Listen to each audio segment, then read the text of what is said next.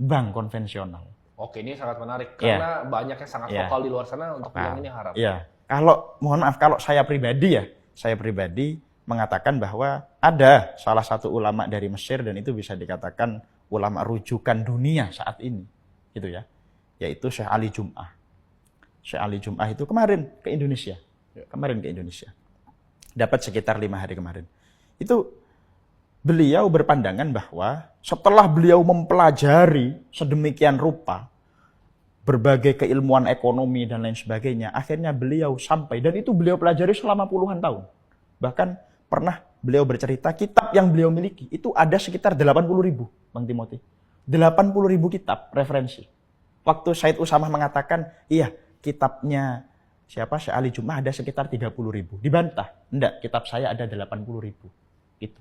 Dan beliau tahu mempelajari tentang atom, tentang ilmu sains, ilmu macam-macam, termasuk tentang ilmu ekonomi. Akhirnya apa? Beliau menyimpulkan, bahkan dalam fatwanya beliau siap bertanggung jawab itu ya. Bertanggung jawab di hadapan Allah berkaitan dengan fatwanya. Semua ulama kan pasti gitu ya. Berkaitan dengan pendapat hukumnya siap bertanggung jawab. Ini beliau mengatakan bahwa transaksi yang ada di bank sekarang itu beda dengan konsep transaksi yang ada di zaman dulu. Dalam hal ini qard, akad utang piutang. Oke. Kalau qard zaman dulu, Bang Timothy, misalkan mohon maaf ya, saya minjam uangnya Bang Timothy 1 juta. Kok misalkan Bang Timothy, ya saya mau minjemi, tapi sampean Gus harus bayar senilai 1.200.000. Ini haram, riba. Gitu loh ya.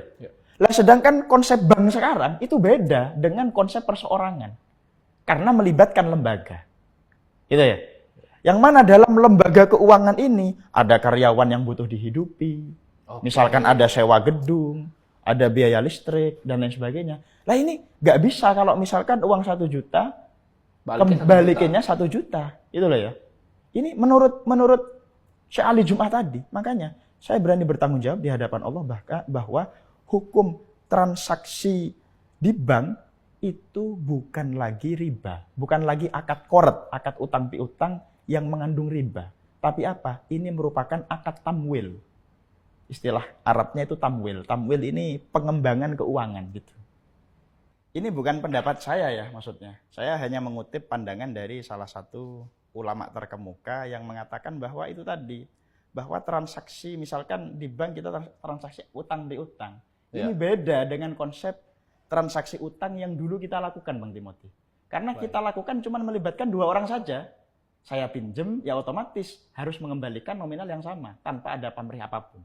Jadi misalnya pinjam 1 juta. 1 juta harus mengembalikan 1 juta. Karena nggak ada yang ingin dimanfaatkan dari Bang Timothy dari uang yang saya kasih. Nggak boleh ditambahin Nggak boleh ditambahin, ini riba. Tapi kalau versinya Syekh Ali Jum'ah tadi, loh beda konteks. Kalau bank itu, mohon maaf, kalau bank itu ada karyawannya.